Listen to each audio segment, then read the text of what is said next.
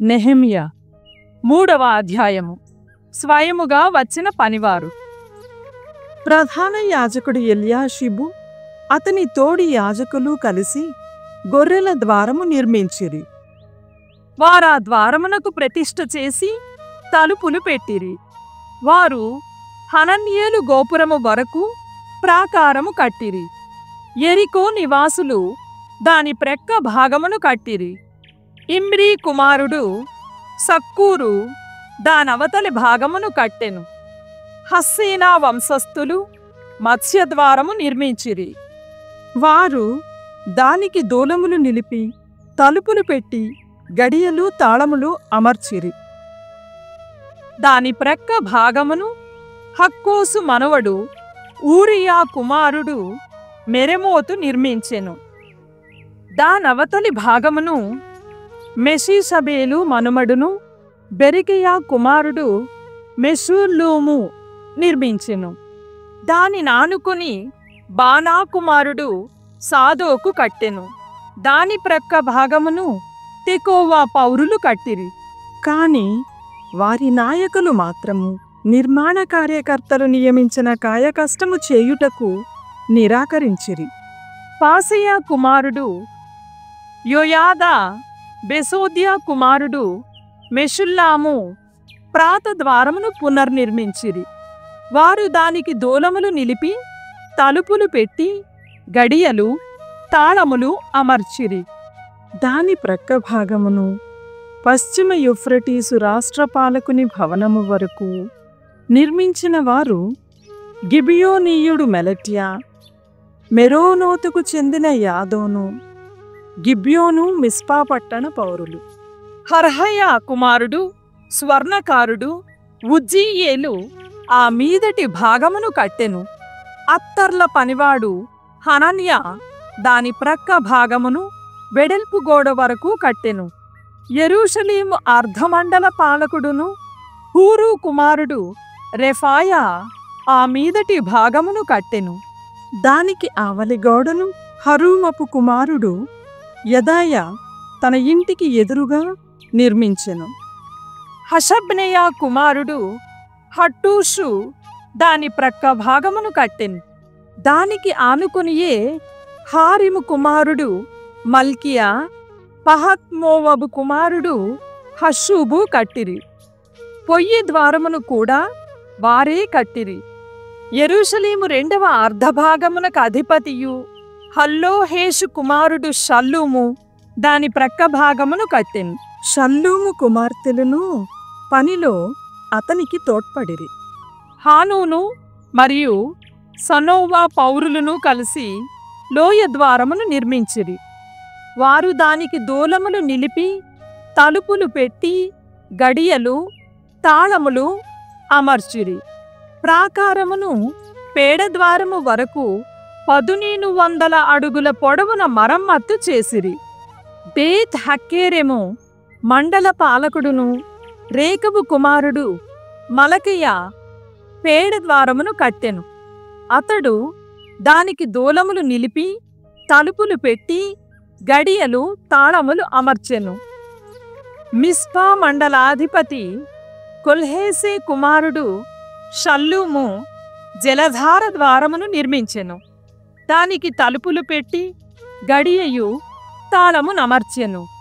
షేలా మడుగు చెంత రాజోద్యాన వనము ప్రక్కన ప్రాకారము కట్టించెను. ఈ గోడ దావీదు నగరము మెట్ల వరకు పోయెను. బేత్సూరు మండల పాలకుడును అస్బూకు కుమారుడు నెహెమ్యా దాని ప్రక్క భాగమును నిర్మించెను. ఈ గోడ దావీదు సమాధిలో కృత్రిమ మడుగు సైనికాశ్రయము వరకు పోయెను. ప్రాకారమును నిర్మించిన లేవీయులు. దాని ప్రక్క భాగమున క్రింద లేవీయులు నిర్మించిరి. బానీ కుమారుడు రేహూము ఆ మీదటి భాగమును కట్టెను. కెయిలా మండలములోని అర్ధభాగమునకు అధిపతియు హేనాదాదు కుమారుడు బవ్వయి దాని తర్వాతి భాగమును కట్టెను. మిస్పా మండలాధిపతియు యేషూవ కుమారుడు ఏసేరు ఆ మీది భాగమును కట్టెను. ఆ గోడ ఆయుధాగారము నుండి ప్రాకారము వంపు తిరుగుతావు వరకు పోయెను. సబ్బై కుమారుడు బారూకు ప్రక్కభాగము కట్టెను. ఆ గోడ ప్రధాన యాజకుడు ఎలియాషిబు ఇంటి వరకు పోయెను. ఆ మీదటి భాగమును హక్కోజు మనుమడును ఊరియా కుమారుడు మెరేమోతు నిర్మించెను. ఆ గోడ ప్రధాన యాజకుని ఇల్లు మొదలుకొని ఆవలి కొన వరకు పోయెను. ప్రాకారమును నిర్మించిన యాజకులు. దాని ప్రక్క భాగమును ఈ క్రింది యాజకులు నిర్మించిరి. యెరూషలేము ప్రాంతపు యాజకులు ఆ మీదటి భాగమును నిర్మించిరి. బెన్యామీను, హషూబు తమ ఇండ్లకెదురుగా తరువాయి గోడను కట్టిరి. అటు తరువాతి భాగమును అనన్యా మనుమడును మాసయా కుమారుడు అసర్యా తన ఇంటికెదురుగా నిర్మించెను. అటు తరువాత హేనాదాదు కుమారుడు బిన్నుయి అజర్యా ఇంటి నుండి ప్రాకారము మూల వరకు గోడ కట్టెను. ఆ మీదట ఊసయి కుమారుడు పాలాలు కట్టెను. చెరసాల చెంతగల మీది రాజప్రాసాదము చెంత ఉన్న బురుజు వరకు ప్రాకారపు మలుపు వరకును అతడు కట్టెను. పరోషు కుమారుడు పెదయ తరువాతి భాగమును కట్టెను. ఆ గోడ జలద్వారము వరకు దేవాలయ రక్షణ బురుజు వరకు పోయెను. ప్రాకారమును కట్టిన ఇతర జనులు. తెకోవ పౌరులు తరువాతి భాగమును కట్టిరి. ఆ గోడ దేవాలయమెదుటి బురుజు నుండి ఓఫెను గోడ వరకు పోయెను. అశ్వద్వారము నుండి యాజకులెవరి ఇంటి ముందు వారు గోడ కట్టిరి. ఇమ్మేరు కుమారుడు సాదోకు తరువాతి భాగమును తన ఇంటికెదురుగా కట్టెను. తూర్పు ద్వారమునకు పాలకుడును షెకన్యా కుమారుడు షెమయా తర్వాతి గోడను కట్టెను. షెలెమ్యా కుమారుడు హనన్యా, సాలావు ఆరవ కుమారుడు హనూను తర్వాతి భాగమును కట్టిరి. బెరకియా కుమారుడు మెషుల్లాము తర్వాతి గోడను తనింటికెదురుగా కట్టెను. స్వర్ణకారుని కుమారుడు మల్కియా తరువాతి భాగమును కట్టెను. దేవాలయపు పనివారును వర్తకులను వాడుకొను భవనము వరకు అతడు కట్టెను.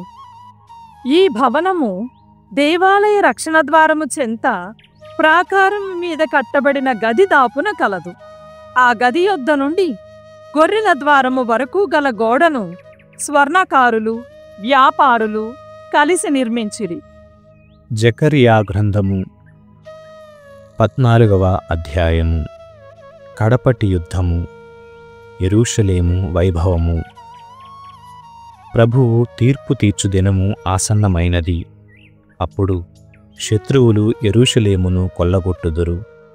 మీ కన్నుల ఎదుటనే ఆ కొల్ల సొమ్మును పంచుకొందురు. ప్రభువు వివిధ జాతుల ప్రజలను ప్రోగు చేసుకొని వచ్చును. వారు యెరూషలేముపై పోరు సల్పుదురు. శత్రువులు నగరమును స్వాధీనము చేసుకొని గృహములను దోచుకొందురు. స్త్రీలను చెరతురు. సగము ప్రజలు ప్రవాసమునకు పోగా మిగిలిన వారు పట్టణముననే ఉందురు. అంతట ప్రభువు యుద్ధమునకు పోయి పూర్వము వలనే శత్రువులతో పోరాడును. ఆ దినమునతడు యెరూషలేమునకు తూర్పు ప్రక్కన ఓలీవు కొండపై నిల్చుండును. అప్పుడు ఓలీవు కొండ తూర్పు నుండి పడమరకు 2 ముక్కలుగా చీలిపోయి లోయ ఏర్పడును. కొండలో సగభాగము ఉత్తరమునకును సగభాగము దక్షిణమునకును కదలును. కొండ మధ్యగా ఆవలికి సాగిపోయే లోయగుండా మీరెల్లరూ తప్పించుకొని పారిపోవుదురు. యూదా రాజగు ఉజ్జియా కాలమున భూకంపము కలుగగా మీ పూర్వులు పారిపోయినట్లే మీరును పారిపోవుదురు. అప్పుడు నా దేవుడైన ప్రభువు సమస్త దేవదూతలతో విజయము చేయును. ఆ కాలము వచ్చినప్పుడు శీతోష్ణములు చీకట్లుండవు, రేయింబవళ్ళును వెలుగు కనిపించును. కాని ఇదెప్పుడు జరుగునో ప్రభువునకే తెలియను. ఆ దినమున యెరూషలేము నుండి స్వచ్ఛమైన నీరు ప్రవహించును. ఆ నీటిలో సగము మృత సముద్రమునకును సగము మధ్యధరా సముద్రమునకును పోవును. ఆ జలము గ్రీష్మ శీతాకాలములందును ప్రవహించును. అప్పుడు ప్రభువు లోకమంతటికిని రాజగును. ఎల్లరును ఆయనొక్కనినే ప్రభువుగా అంగీకరింతురు. ఆయన నామమును ప్రభు అనునది ఒక్కటియే. ఉత్తరమున గెబా నుండి దక్షిణమున రిమ్మోను వరకును దేశము సమతలమగును. యెరూషలేము దాని చుట్టుపట్లనున్న దేశముల కంటే ఎత్తుగా నుండును. ఆ పట్టణము బెన్యామీను ద్వారము నుండి మూలద్వారము వరకును వ్యాపించియుండును. ఈ మూలద్వారము వద్ద పూర్వము మరి ఒక ద్వారముండెడిది. హనవేలు బురుజు నుండి రాజు ద్రాక్షగానుగల వరకును వ్యాపించియుండును. ప్రజలు యెరూషలేము నగరమున సురక్షితముగా వసింతురు. ఆ నగరమునకు ఇక శాపము ఉండదు. ప్రభువు యెరూషలేముపై యుద్ధము చేయు జాతుల మీదికి ఘోర వ్యాధులు కొనివచ్చును. వారు బ్రతికియుండగనే వారి శరీరము, కన్నులు, నాలుక కుళ్ళిపోవును. ఆ కాలమున ప్రభువు వారికి భీతిని, కలవరమును పుట్టించును. కనుక వారిలో ప్రతివాడు తమ ప్రక్కవానిని పట్టుకొని కొట్టును. యూదా ప్రజలు యెరూషలేము పక్షమున పోరాడుదురు. వారు సమస్త జాతుల సొత్తును కొల్లగొట్టుదురు. వెండి బంగారములు, వస్త్రములు విస్తారముగా దోచుకొందురు. శత్రువుల శిబిరములోని గుర్రములు, కంచెర గాడిదలు, ఒంటెలు, ఇతర జంతువులెల్లా ఘోర వ్యాధికి గురియగును. అప్పుడు యెరూషలేము మీదికి దాడి చేసిన జాతులలో చావక మిగిలియున్న వారెల్లరూ ప్రతి ఏడు యెరూషలేమునకు పోవుదురు. అచట సర్వశక్తిమంతుడైన యావే ప్రభువును రాజుగా ఆరాధించి గుడారముల పండుగలో పాల్గొందురు. ఏ జాతి అయినా యెరూషలేమునకు పోయి సర్వశక్తిమంతుడైన ప్రభువును రాజుగా ఆరాధింపదేని వారి గడ్డపై వాన కురియదు. ఐగుప్తీయులు గుడారముల పండుగకు రారేని ప్రభువు నగరమునకు రాని ఇతర జాతులకు కలిగించు వ్యాధులనే వారికిని కలిగించును.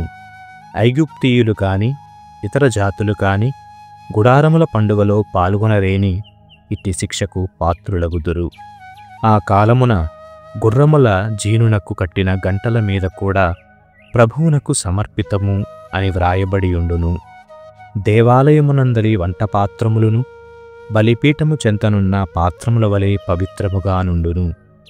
యెరూషలేమునను యూదా దేశమంతట గల వంటపాత్రములన్నీయు సర్వశక్తిమంతుడైన ప్రభువు ఆరాధనములో వాడుటకు యోగ్యములగును. బలుడర్పించువారు వానిని బలిపశువు మాంసమును వండుటకు వినియోగించుకొందురు. ఆ కాలము వచ్చినప్పుడు సర్వశక్తిమంతుడైన ప్రభువు దేవాలయమున బేరగాళ్ళెవరునూ కనిపింపరు. సామెతల గ్రంథము 20వ అధ్యాయము. దొంగ తూకములకు, దొంగ కొలతలకు పాల్పడు వారిని ప్రభువు అసహ్యించుకొనును. ఒకని నడతలు దేవుని వశమున కలవు. తన జీవిత మార్గమును అతడెట్లు గ్రహింపగలడు? దేవునికి కానుకలిత్తునని బాస చేయక మునుపే జాగ్రత్త పడవలెను. లేనుచో ప్రమాణము చేసి పిదప చింతింపవలసి వచ్చును. తెలివిగల రాజు దుష్టులను సజ్జనుల నుండి వేరుపరచి కఠినముగా దండించును.